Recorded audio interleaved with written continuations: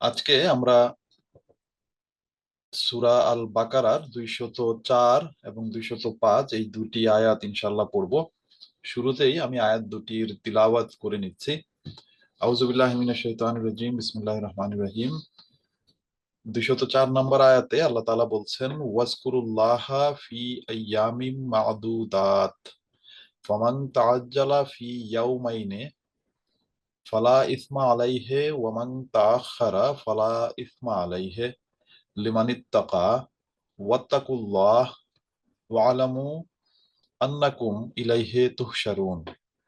আর 205 নম্বর আয়াতে আল্লাহ তাআলা বলছেন, ওয়া মিনান নাসি মান ইউজিবুকা কাউলুহু ফিল হায়াতিদ দুনিয়া ওয়া ইউশহিদুল্লাহা আলা মা ফি কলবিহি ওয়া হুয়া আলাদ্দুল খিসাম। আচ্ছা, 204 নম্বর আয়াত আমরা আরম্ভ করছি। শাব্দিক অনুবাদ হলো, ওয়াজকুরুল্লাহা ফি আইয়ামিম মাদুদাত। ওয়াজকুরু, ওয়া এবং উজকুরু স্মরণ করো, তোমরা স্মরণ করো, অর্থাৎ এটি বহুবচন, তোমরা সবাই স্মরণ করো আল্লাহা, আল্লাহকে। ওয়াজকুরুল্লাহা, আর তোমরা সবাই আল্লাহ তাআলাকে স্মরণ করো। ফি আইয়ামিম মাদুদাত, ফি মধ্যে, আইয়াম অর্থ হলো দিন বা দিনের বহুবচন, দিনগুলো। মাদুদাত হলো গণনার বা নির্ধারিত। মাদুদাত হলো যে দিনগুলো গণনা করা আছে বা যে দিনগুলো নির্ধারিত করা আছে। এর পূর্বের আয়াতগুলোতে আপনারা জানেন যে হজের বিষয় আলোচিত হচ্ছে। তো এখানে এই যে নির্ধারিত দিন বলতে হজের দিনগুলোর কথা বোঝাচ্ছে, যে হজের দিনগুলোতে তোমরা আল্লাহ তাআলাকে অনেক বেশি স্মরণ করো। আচ্ছা, এরপর আল্লাহ তাআলা বলছেন, ফামান তাআজ্জালা, ফা অতঃপর, মান যে, তাআজ্জালা শব্দের শাব্দিক অর্থ হলো সে ত্বরা করেছে বা সে জলদি করেছে।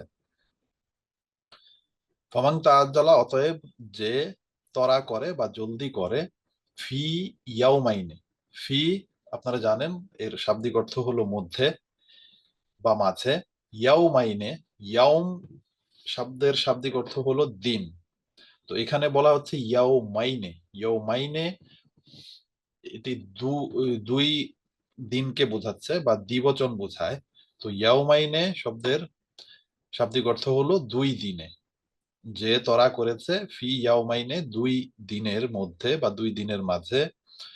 ফালা ইসমা আলাইহে, ফা অতএব বা অতঃপর, লা নয় বা না, ইসমা গুনাহ বা পাপ। আর আলাইহে, আলাইহের মধ্যেও দুটি শব্দ আছে, আলা উপরে, হে তার, আলাইহে তার উপর। তো ফালা ইসমা আলাইহে, তার উপর কোনো পাপ বা গুনাহ বর্তাবে না বা গুনাহ হবে না। এরপর বলছেন, ওয়ামান তাখারা, ওয়া এবং মান যে, তাখারা সে বিলম্ব করে, তাখারা বা সে বিলম্ব করেছে। তো আগে যেহেতু আছে মান যে, তো এখানে সে আর বলার প্রয়োজন নেই। ওয়ামান তাখারা, আর যে বিলম্ব করে বা যে বিলম্ব করেছে।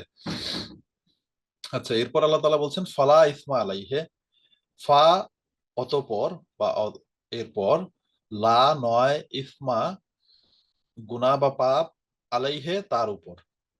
তো এর অর্থ হলো ফালা ইসমা আলাইহে, কোনো পাপ হবে না বা কোনো গুনাহ হবে না বা বর্তাবে না, আলাইহে তার উপর।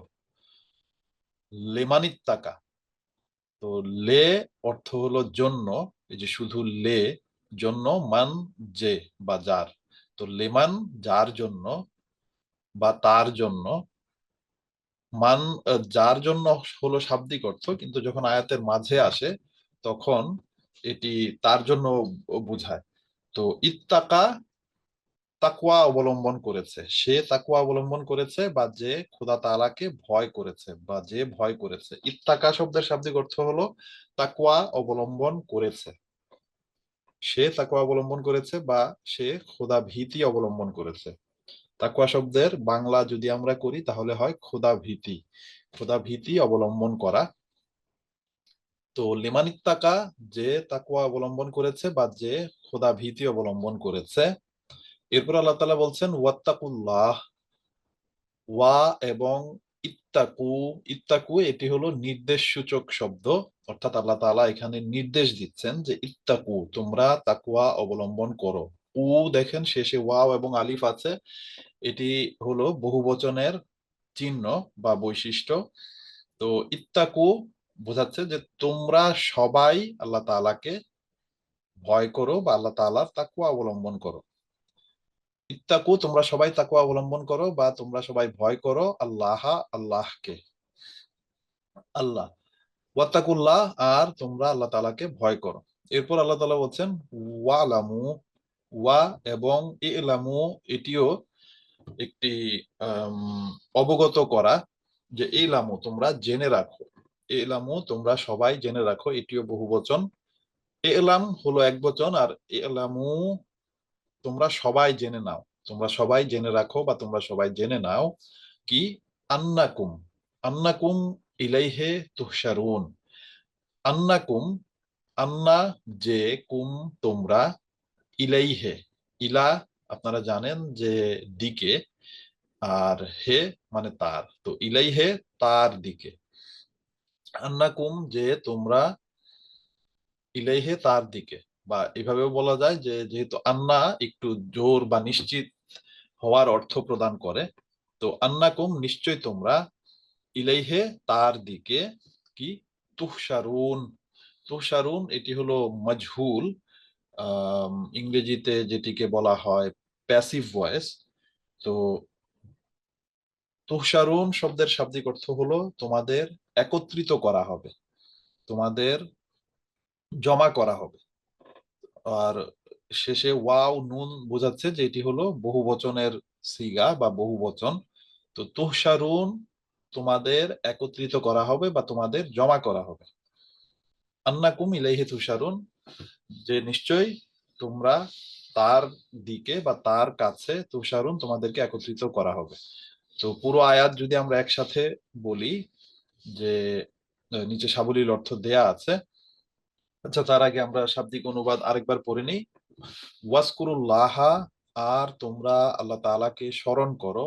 ওয়া এবং ইজকুরু, তোমরা স্মরণ করো আল্লাহ, আল্লাহকে। ফি আইয়ামিম মাদুদাত, ফি মধ্যে, আইয়াম দিনগুলোতে, মাদুদাত গণনার বা নির্ধারিত দিন। তো ফি আইয়ামিম মাদুদাত নির্ধারিত বা গণনার দিনগুলোতে। ফামান তাআজ্জালা, ফা অতঃপর বা অতএব, মান যে, তাআজ্জালা যে তরা করেছে বা জলদি করেছে, ফি ইয়াউমাইনে দুই দিনের মধ্যে, বা এই দুই দিনে, ফি ইয়াউমাইনে দুই দিনের মধ্যে, ফালা ইসমা আলাইহে, ফা অতঃপর, লা নয়, ইসমা গুনাহ বা পাপ, আলাইহে তার উপর, অতএব তার উপর কোনো পাপ বর্তাবে না। ওয়ামান তাআখারা, আর যে তাআখারা বিলম্ব করে বা বিলম্ব করেছে, দেরি করেছে। অর্থাৎ উপরে বলা হচ্ছে যে যে তরা করেছে, আর এখানে বলা হচ্ছে যে যে বিলম্ব করেছে। ফালা ইসমা আলাইহে, তার ক্ষেত্রেও কোনো পাপ বর্তাবে না। ফালা অতঃপর, নয়, ইসমা পাপ বা গুনাহ, আলাইহে তার উপর, অর্থাৎ যে জলদি করে তারও কোনো পাপ হবে না, যে কিছুটা বিলম্ব করে তারও কোনো পাপ হবে না। লিমানিত তাকা, কিন্তু শর্ত হলো কি, যে তাকওয়া অবলম্বন করে। লেমান যে বা যার জন্য, ইত্তাকা তাকওয়া অবলম্বন করা হয়েছে, অর্থাৎ যে ব্যক্তি তাকওয়া অবলম্বন করেছে তার কোনো পাপ বর্তাবে না। ওয়াত্তাকুল্লাহ, আর তোমরা আল্লাহ তাআলাকে ভয় করো।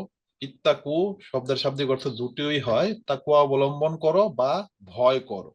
আল্লাহ পরে বলা হচ্ছে কাকে ভয় করতে হবে বা তাকওয়া অবলম্বন করতে হবে, আল্লাহ তাআলার বা আল্লাহ তাআলাকে ভয় করতে হবে।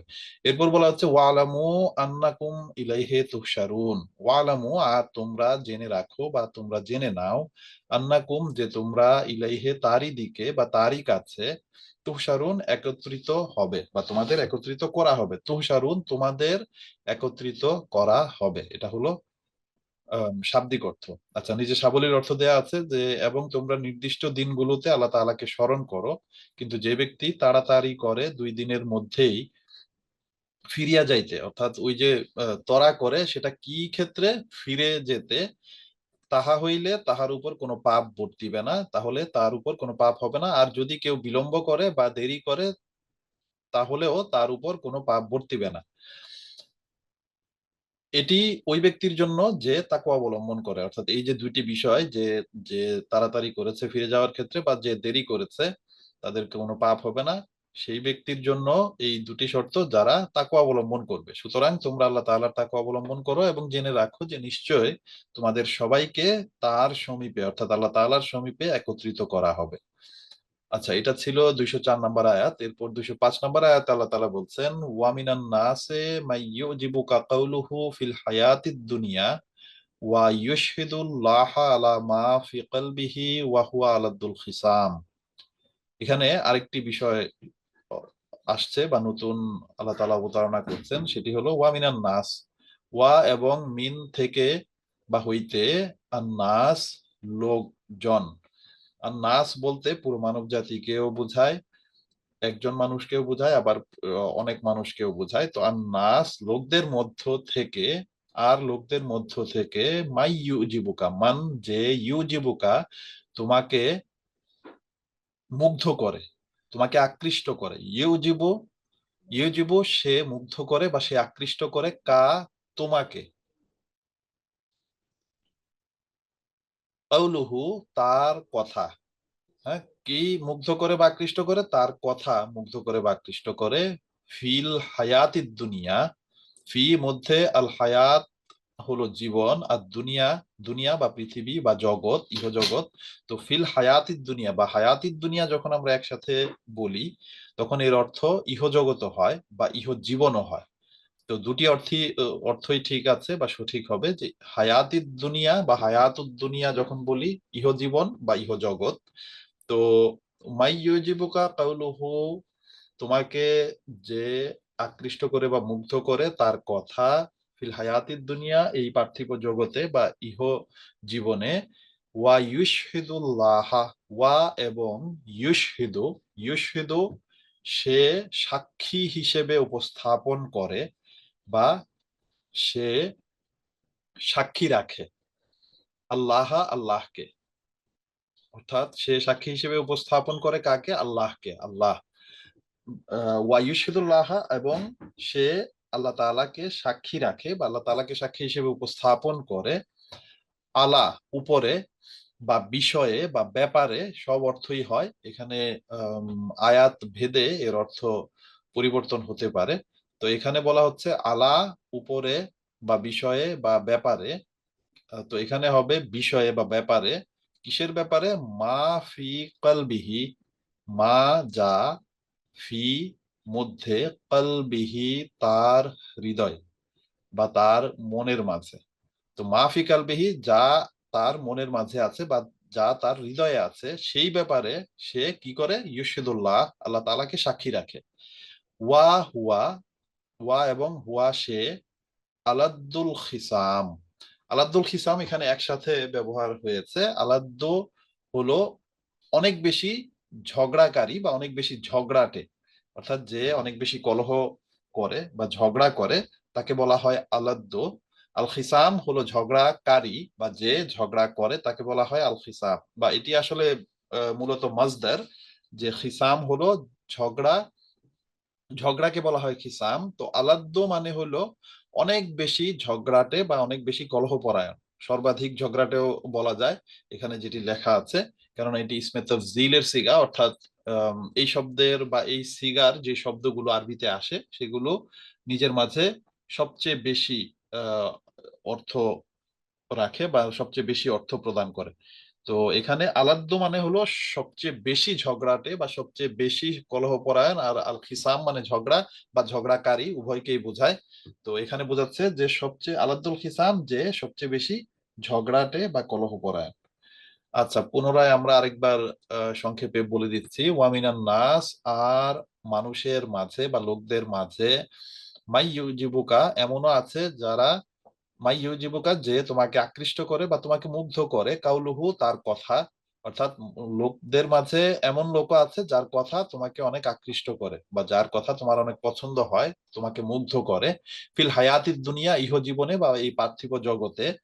ওয়া ইউশহিদুল্লাহ, আর সে আল্লাহ তাআলাকে সাক্ষী রাখে, আলা মা ফি কালবিহি, তার ক্ষেত্রে বা তার বিষয়ে, যা তার হৃদয়ে রয়েছে। অর্থাৎ তার হৃদয়ে যে কথা রয়েছে সেই কথার বিষয়ে সে আল্লাহ তাআলাকে সাক্ষী হিসেবে উপস্থাপন করে বা সাক্ষী রাখে, বা আল্লাহ তাআলাকে আহ, সাক্ষী হিসেবে সে রসুলের সামনে উপস্থাপন করে।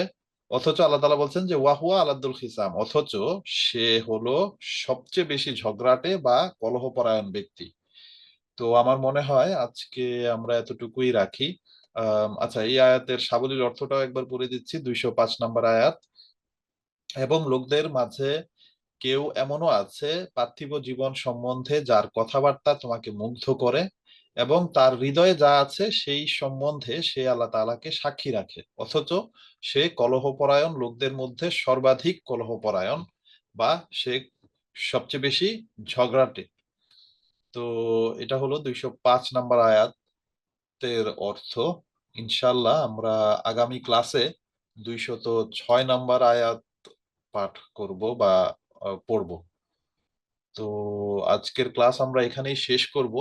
আম, শেষের দিকে এসে আমি দেখতে পাচ্ছি যে মোটামুটি 17 জন উপস্থিত আছেন এই মুহূর্তে। তার মধ্যে আমরা দুইজন যদি বাদ দিই তাহলে আর বাকি 15 জন থাকে। তো সবাইকে জাযাকাল্লাহ। কারো যদি কোনো প্রশ্ন থাকে তাহলে করতে পারেন, না হলে আমরা এখানেই শেষ করব।